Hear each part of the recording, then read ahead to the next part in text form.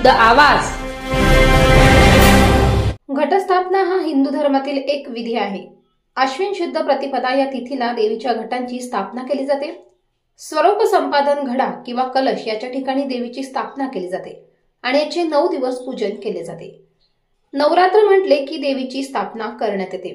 नवरात्र उत्सव हा देवी दुर्गाच्या नावारूपाने समर्पित असतो। या 9 दिवसांच्या काळात देवीची विधिवत पूजा आणि व्रत केले जातात। घटस्थापना, ज्याला कलश स्थापना असेही म्हटले जाते, हा एक महत्त्वपूर्ण विधी आहे जो शुभ नवरात्री उत्सवाच्या प्रारंभाचे प्रतीक आहे। हा पवित्र विधी देवी दुर्गेचे आवाहन दर्शवतो। घटस्थापना म्हणजेच शक्तीचे पूजन।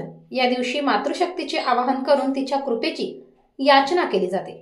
नवरात्राच्या 9 दिवसात देवी दुर्गेच्या 9 रूपांची पूजा केली जाते आणि प्रत्येक दिवस आध्यात्मिक आणि मानसिक शुद्धतेसाठी समर्पित असतो। घटस्थापना ही या शुद्धतेच्या प्रक्रियेचे पहिले पाऊल असते। महिषासुराच्या नाशासाठी अवतार घेणाऱ्या श्री दुर्गा देवीचा उत्सव म्हणजे नवरात्र।